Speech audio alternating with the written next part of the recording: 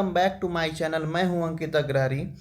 आज टॉपिक की न्यूज़ में हम लोग देखेंगे रसिया जो है वो चाइना के बजाय इंडिया को सिलेक्ट करता है अपना आइस ब्रेकर शिप बनाने के लिए। आइस ब्रेकर शिप होता क्या है, ये कहाँ पे यूज होता है, इसका क्या रोल होता है, ये सब हम लोग डेप्थ में देखेंगे आगे के स्लाइड्स में। जैसे कि अभी हम लोग बात किए पिछले स्लाइड में कि रशिया जो है वो 4 नॉन न्यूक्लियर आइस ब्रेकर बनाना चाहता है, जिसको कॉन्ट्रैक्ट किसको दिया है, इंडिया को। ठीक है। और इसका जो है वो कहीं ना कहीं बहुत बड़ा रोल होगा किसमें, नॉर्दर्न सी रूट प्लान, जो किसका प्लान है, रशिया का प्लान है। ठीक है। व्हाट हैज हैपेंड, क्या हुआ, रशिया जो है वो चाइना के बजाय किसको देता है, इंडिया को देता है कौन सा contract, non nuclear ice breaker. अब नॉन न्यूक्लियर आइस ब्रेकर होता क्या है, इसको भी हम लोग देखेंगे। The decision comes as Russia seek to do develop, कहीं ना कहीं रशिया डेवलपमेंट करना चाहता है कौन सा, नॉर्दर्न सी रूट प्लान, जो उसका एक बहुत बड़ा प्लान है, और navigate the challenges pose by the western sanction. Okay, ये रहा नॉर्दर्न सी रूट, ये रहा ट्रेडिशनल रूट जो एग्जिस्टिंग रूट है अभी। मान लो आज के टाइम पे अगर रशिया रशिया ये रहा आर्टिक ओशियन। ठीक है। अब आर्टिक ओशियन में मालूम होगा आप लोग को कि बहुत ज़्यादा वहाँ पे क्या होता है, आइस होता है।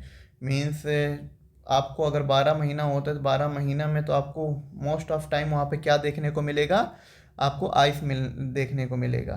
तो नॉर्दर्न सी रूट डेवलपमेंट करने के लिए रशिया को सबसे ज़्यादा क्या ज़रूरत पड़ेगा, non nuclear ice breaker. Okay.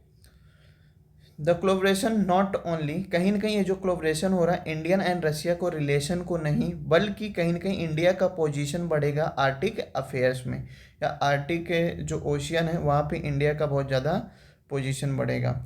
इसको देखते हुए हमारा जो गवर्नमेंट है वो 2 शिप बिल्डिंग कंपनी से बात करता है, एक होता है पब्लिक, दूसरा होता है प्राइवेट। बट दोनों का नाम अभी यहाँ पे मेंशन नहीं है, वो हम लोग को आगे पता चलेगा कौन सा कंपनी को कॉन्ट्रैक्ट दिया गया है। उसके बाद कहीं ना कहीं ये जो 4 non nuclear ice breaker ship development किया जा रहा है उसका टोटल जो वैल्यू होगा वो अप्रॉक्स हम लोग को देखने को मिलेगा 6000 करोड़ के आसपास। कहीं ना कहीं ये इनिशिएटिव क्यों आया, कहीं ना कहीं रशिया का एक वहाँ का खुद का गवर्नमेंट है जिसका नाम आप लोग हमेशा से रोसोतोम रोसोतोम एक काफ़ी ज़्यादा न्यूज में रहता है, एक कहीं ना कहीं एक पब्लिक कंपनी है। ठीक है। favor and the capable add in India this project, particularly in the light of the sanction imposed by the United States। ये आप लोग को मालूम होगा कि जो अमेरिका है, यूएसए है, वो काफ़ी ज़्यादा सैंक्शन लगा के बैठा हुआ है किसके ऊपर, रशिया के ऊपर। Okay. What is ice breaker ship, ice breaker ship क्या होता है, ये क्या करता है, आइस मान लो ये पूरा आइस था, इसको क्या करेगा, ब्रेक करेगा। ब्रेक करने के बाद एक create safe water way for other ships. यहाँ हम लोग देखते हैं डायग्राम के माध्यम से, यहाँ पे अगर हम लोग देखेंगे पूरा आइस है। अब आइस को क्या कर रहा है, आइस ब्रेकर तोड़ रहा है। अब पीछे से क्या बना रहा है, एक वे रेडी कर रहा है जिससे कि वहाँ से शिप एंड बोट क्या कर सकते हैं, ट्रैवलिंग कर सकते हैं। ठीक है। Ice breaker are equipped with the special feature that allow them to navigate through the ice covered waters. Okay. Collaborative production plans, ये प्रोडक्शन या ये जो प्रोडक्शन ये जो प्लान है ये क्यों हुआ, 2023 में नॉन न्यूक्लियर ब्रेकर का प्रपोजल जो था उसको रशिया क्या करता है, रिवील करता है। इस प्रपोजल को क्या करता है, रिवील करता है। और जो हुआ कहाँ, ये कहाँ पे हुआ था, व्लादिस्टो में, और जहाँ पे हुआ था ईस्टर्न इकोनॉमिक फोरम, जहाँ पे उस टाइम जो रशिया के चिकुंगो एंड इंडियंस के minister of port and shipping Sarbananda Sonowal ji visit किए थे फर्स्ट टाइम, कहाँ पे, रशिया में। ओके। उसके बाद यहाँ पे बोल रहा है कि कहीं ना कहीं ये navigation and confirmed examine proposal for the joint production of ice breaker in Indian shipyard.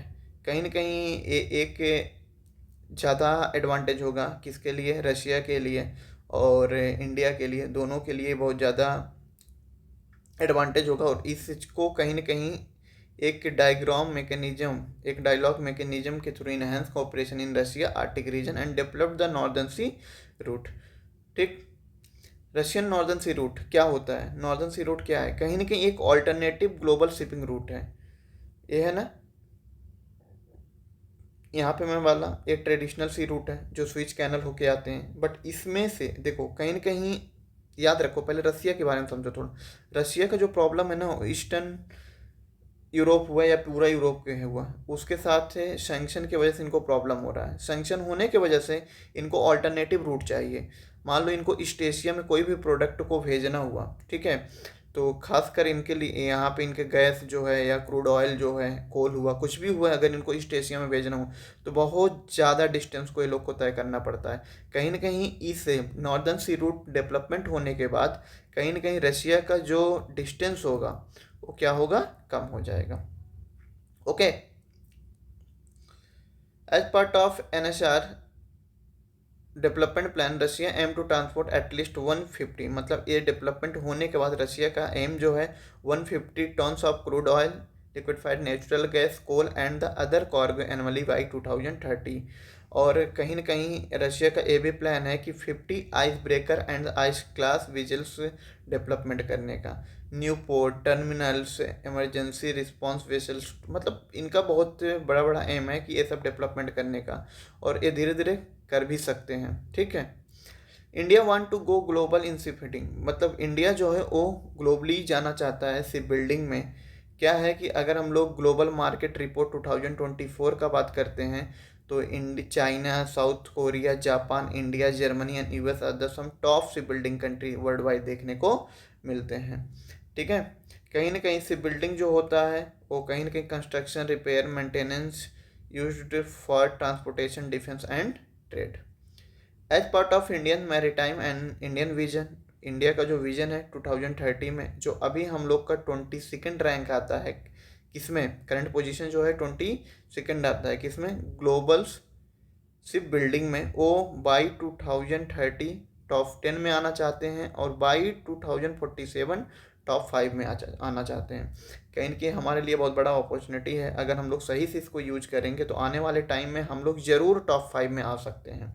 ठीक है, despite various option, China Russia के पास बहुत ज़्यादा ऑप्शन होने के बाद भी उन्होंने इंडिया को ये अपना कॉन्ट्रैक्ट क्यों देते हैं, इसको भी हम लोग समझते हैं। ठीक है, बट वाई, क्यों, due to western sanction, western sanction होने की वजह से यूरोपियन को ये लोग ये दे नहीं सकते थे।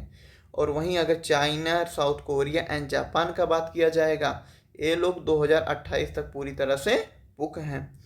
अब रशिया जो है वो एक्सप्लोर करना चाहता है alternative and India stand out a rival partner. कहीं ना कहीं रशिया को लगा कि इंडिया एक उनका बहुत बड़ा राइवल पार्टनर है और इससे उनका रिलेशन भी क्या होगा, स्ट्रांग होगा। ठीक है, अपॉर्चुनिटी एंड चैलेंजेस, कहीं ना कहीं इंडिया के लिए एक बहुत बड़ा अपॉर्चुनिटी हो सकता है, किसमें, शिप बिल्डिंग में, और चैलेंजेस भी हो सकता है।